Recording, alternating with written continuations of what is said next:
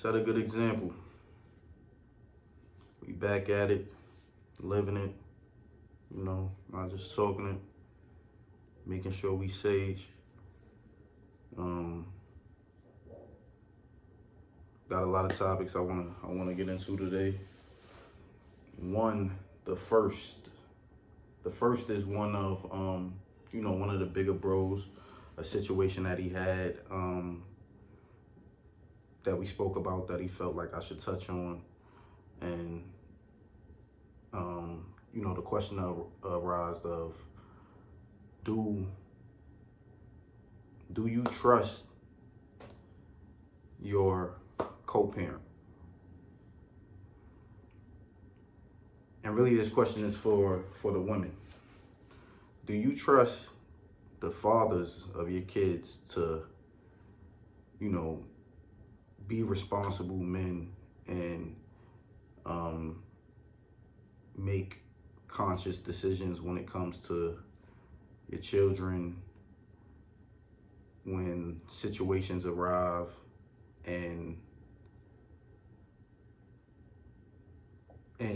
as a parent you have to make a decision that involves your child. Um,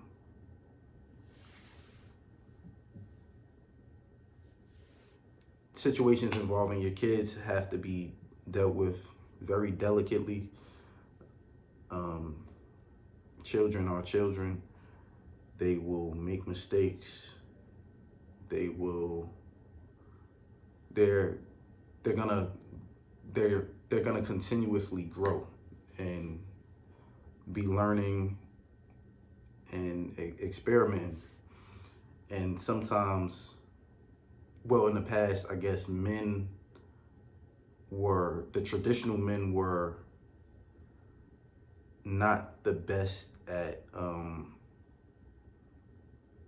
not the best at always dealing with situations with their kids with compassion and understanding and things like that, and not not being so like just brute, like aggressive men, like men who think extreme first.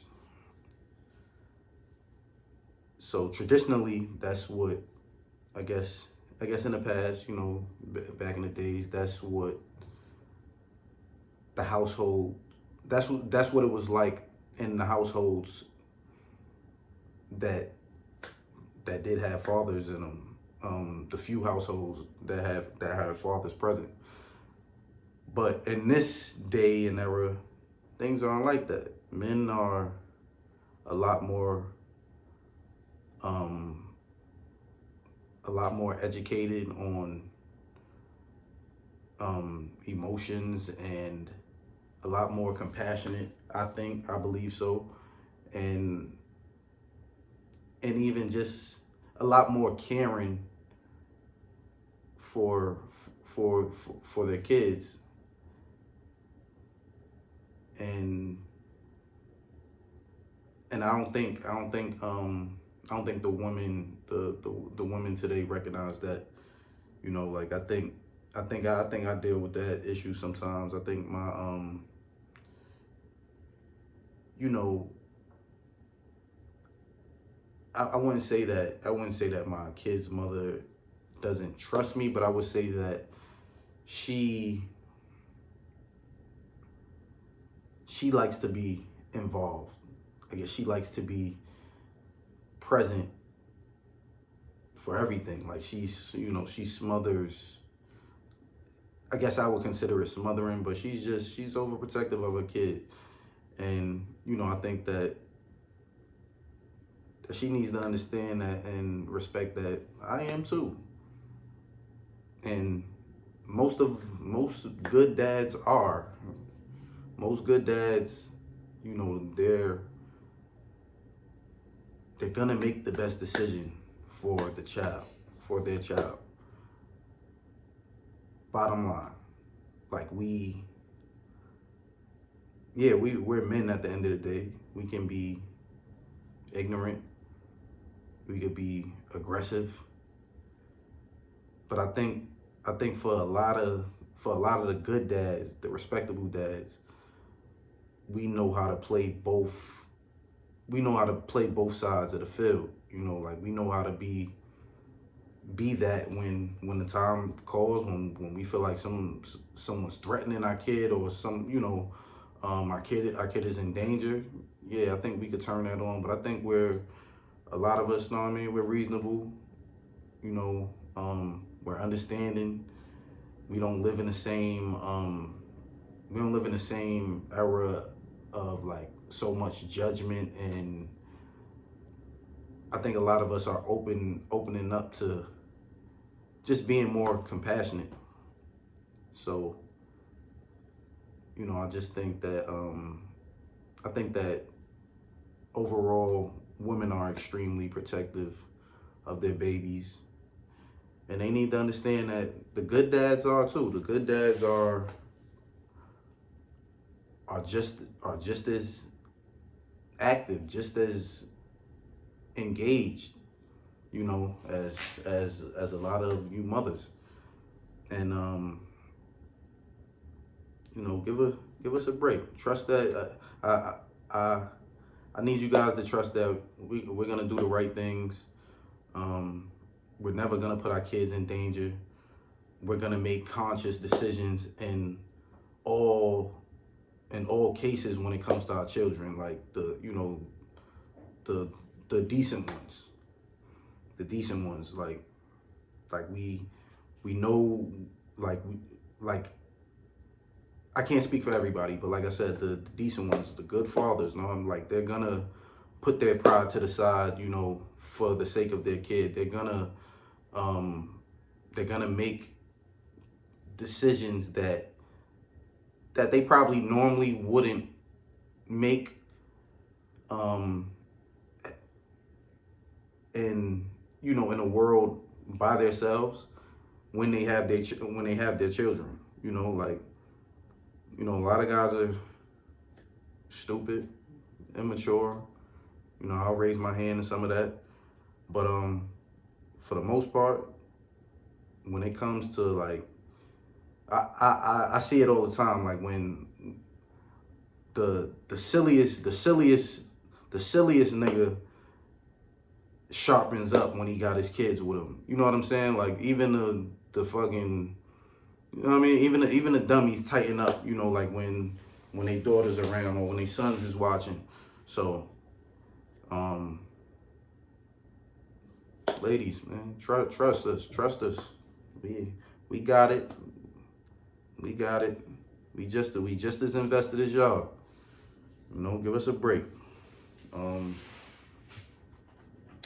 And what else I want to talk about? I want to talk about New York and the violence, and just how fucking crazy the city has gotten. Like it's ridiculous, man. Rest in peace to Ryan Carson.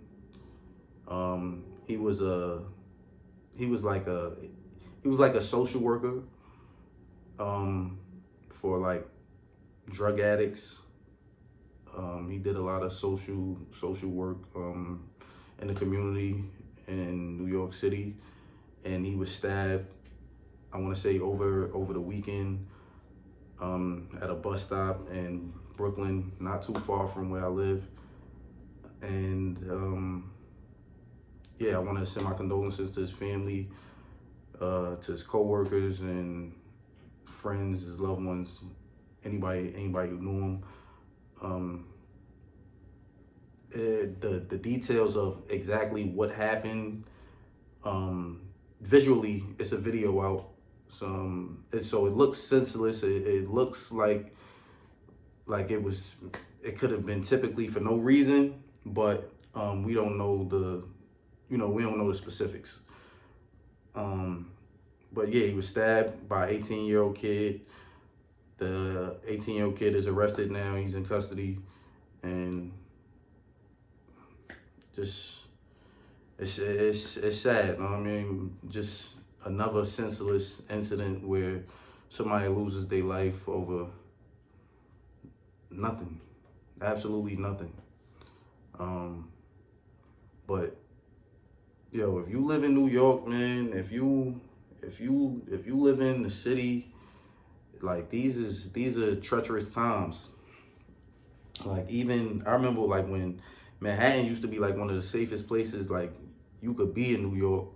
And now you walk around the streets of Manhattan and shit is fucking crazy. Like it's a zoo out there like with with between the crazies and the like I guess between people who are just bugged out, people with actual mental illnesses, the homeless people, and then the young people, who just they ain't got no fucking guidance. They ain't eat breakfast this morning. Um, they trying to figure out what they gonna eat for dinner. They 14, 16. They mother they mother ain't fed them breakfast and shit like that. Like they ain't, they figuring it out. They figuring life out on their own. So between them, the mentally ill and the homeless people, the city is crazy. The city is like Gotham for real. It's fucking treacherous out there. It is treacherous in New York City, man. If you live in New York, um, you know, to take a page out of my man Hassan Campbell's book, shout out to Hassan Campbell, you gotta live life like you wanna run. Word, like that statement is truer than ever right now. You have to live life like you wanna run. Don't make no grand entrances. Don't draw too much attention when you making your exit. You know what I mean? Like I went to a party the other day. It's my family's party. You know, it's cool. It's everything is all love. But now it's time to leave, and I'm trying to figure out like, yo, how I'm gonna make my exit, how I'm gonna make my exit, because there's a lot of people around, and I don't want to draw too much attention to myself. Like I don't want, a person to see me saying my goodbyes and they meet me at the door, or they let somebody know like, oh, he leaving right now. Like it's like that. Like you just gotta be aware of your surroundings, man. So I just left the party like, unannounced, and got up out of there. And it's sad that you gotta move like that, but you gotta move like the president, man. You gotta stay out the way. You gotta stay out the way, man. You gotta be tactical out here in these New York streets, for sure. Don't be nowhere. Don't be nowhere you don't gotta be. Like I said, don't make no grand entrances. Don't draw a whole lot of attention when you making your exit.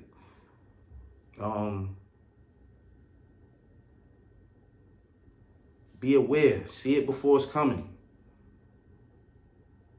Don't stand at the corner store too long. Get your shit. Go. Break out, man. Go on the crib with your family, bro. Cause like I said, it's nasty out here. It's nasty out here. They ain't playing fair. Or watch the if you don't believe me, watch the news. You think it's a game? Watch the news. Watch what's going on in New York City, man. Around the city, and then not just in your neighborhood, around the city, because you may stop somewhere, and you may be from Harlem, stop in Brooklyn somewhere to get a slice of pizza and be on the wrong block. You get caught in the middle of somebody crossfire, somebody bullshit. Word, that's no good, man. If you got a family, you got people that care about you, man. Don't risk it. Or stay out the way. Stay close to the people that love you. That's that. Stay the fuck off the block. Unless you stay away from anywhere you ain't getting no money. You ain't being paid to be. Straight up, man. Straight up. Or if you gotta worry about your safety, and you gotta like the club and all that shit, like you gotta spend your money to be there, and you gotta worry about your safety while you there and to get up out of there. It's a double negative. Double negative, man. I'm cool. I'm playing it safe out here. Word. Speaking of fucking, speaking of playing it safe, this shit with y'all see this shit with Keefe D. Keefe D is the perfect example of somebody who mouth could write them a check they ass can't cash. This old ass up here running his fucking mouth. I don't know what, I don't know who the fuck, I don't know who the Keefe D, the rest of Keefe D, God bless their soul, but Keefe D must be like the last person in his family or some shit. Cause ain't nobody, like, nobody called Keefe up and be like, and told that nigga like, yo, shut the fuck up, bro, you talking too much. Nobody called that nigga, told him like, yo, bro, you know it's no statute of limitation on murder, conspiracy to murder. What else? Like, sex crimes with minors. It's a list of things, dog. Like, but people be having this like statute of limitation, running around acting like they know shit but don't really know shit. And there's no statute of limitation on murder or conspiracy to commit murder. So if you was involved with a murder, nigga, like it's forever. They could come pick you up whenever they decide to. So you's a fucking fool, man. Like I said, I don't know how far I don't know how far they gonna go with it, because most of the other people involved are deceased. I am like looking at Diddy and his situation, and this is all public knowledge. Keefe D spilled the fucking beans. Like he told the entire story from top to bottom. Whether the story is true or not, we don't know, but it's his story. So now I'm just trying to see like how do this shit play out with Puff? Because Keefe D clearly said that Puff paid for the hit. My argument would be this: if I was Puff, if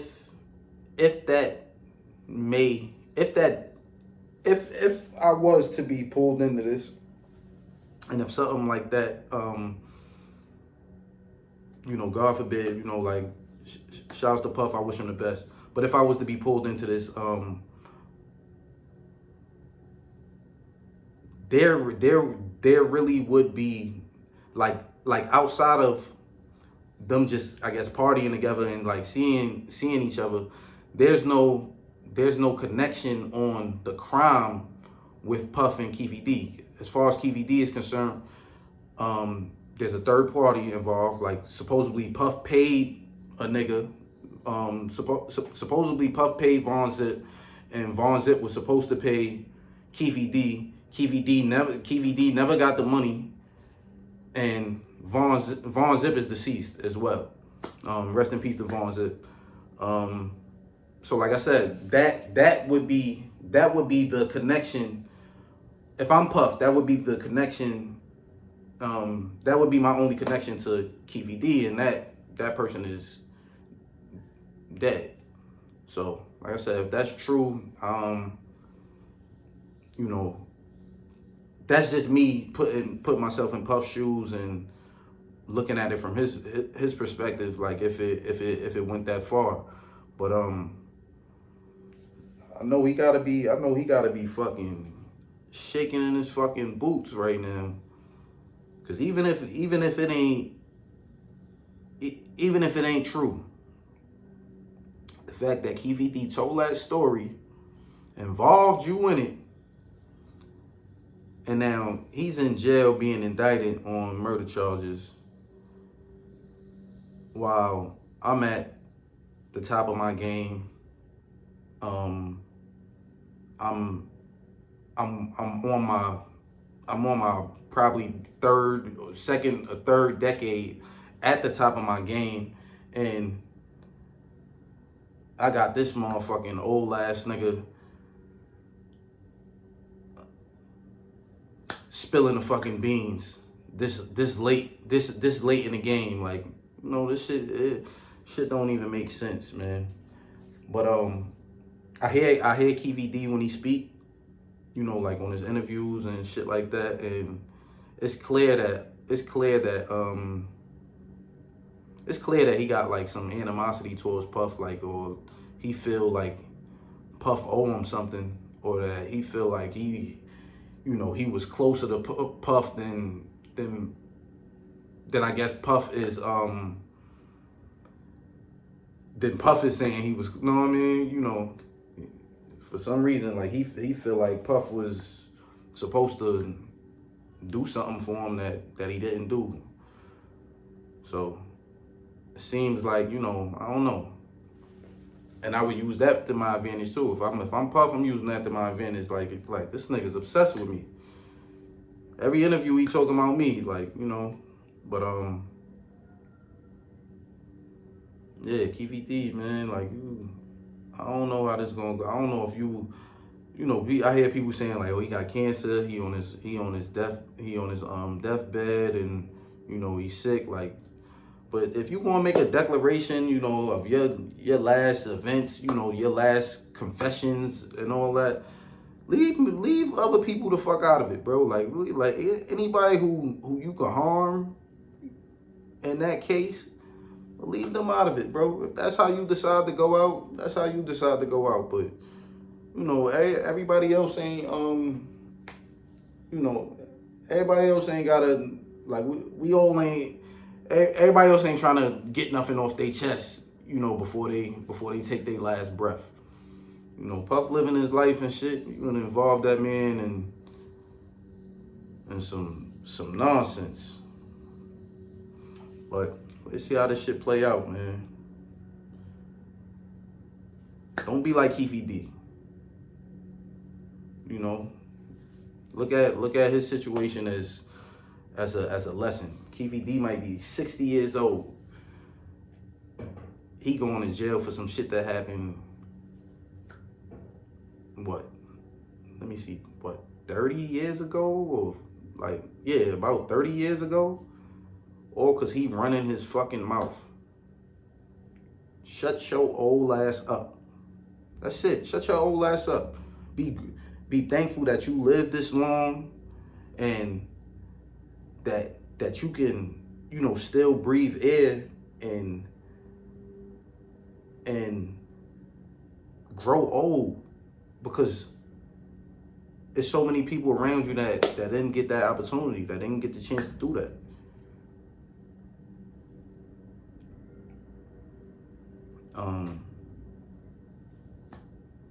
In your case, you chasing interviews. You doing as many interviews you could do, and telling people that you was in a car when they killed Tupac. That's the dumbest shit in the world, man. This is an icon. This is an icon. They gonna put you under the jail, bro. Alright. Don't be like Keefe D, man. Till next time, man. Set a good example. We out. Peace.